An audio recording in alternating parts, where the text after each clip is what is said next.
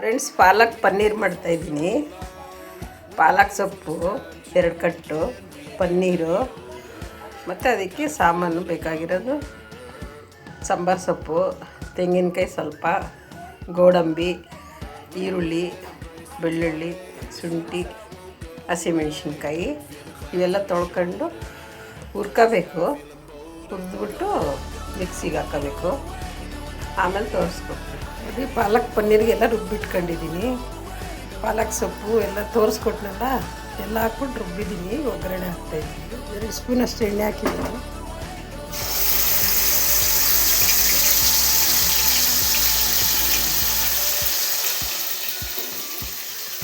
ಮಸಾಲೆ ಹಾಕ್ತಾಯಿದ್ದೀನಿ ಫ್ರೆಂಡ್ಸ್, ರುಬ್ಬಿರೋದು ಎಲ್ಲ ಇದರೆಲ್ಲ ಹಾಕಿ ರುಬ್ಬಿದ್ದೀನಿ.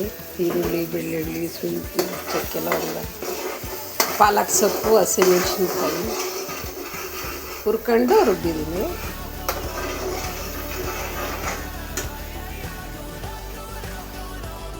ರುಚಿಗೆ ಬೇಕಾಗಷ್ಟು ಉಪ್ಪು. ಪನ್ನೀರು ಕಟ್ ಮಾಡ್ಕೊಳ್ತೀನಿ ಸಣ್ಣ. ಫ್ರೆಂಡ್ಸ್, ಪನ್ನೀರ್ ಹಾಕ್ತಿದ್ದೀನಿ. ಗೊಜ್ಜು ರೆಡಿ ಇದೆ. ಪನ್ನೀರ್ ಹಾಕ್ತಿದ್ದೀನಿ.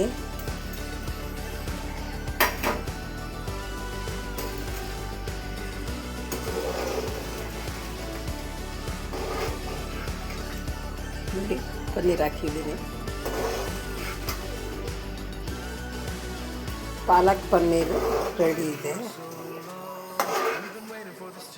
ಒಂದು 10 ನಿಮಿಷ ಬಿಟ್ಬಿಟ್ಟು ಇಳಿಸ್ತೀನಿ.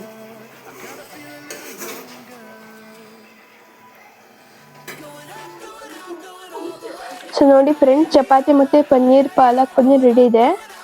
ತಿನ್ನೋಡ್ತಾ ಇದ್ದೀನಿ.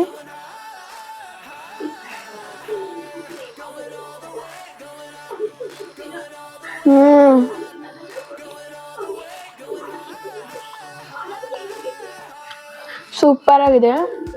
ಪನ್ನೀರ್ ಚೆನ್ನಾಗೂ ಬಂದಿದೆ ನೋಡಿ, ತುಂಬ ಚೆನ್ನಾಗಿದೆ. ಗ್ರೀನ್ ಆಗಿ ಹೆಲ್ದಿ ಆಗಿದೆ ಪಾಲಕ್ದು. ನೀವು ಒಂದ್ಸಲಿ ಟ್ರೈ ಮಾಡಿ ನೋಡಿ. ನಮ್ಮ ಚೆನ್ನಾಗಿದೆ ಥರ ಸಪೋರ್ಟ್ ಮಾಡ್ತಾ ಇರಿ. ಬಾಯ್.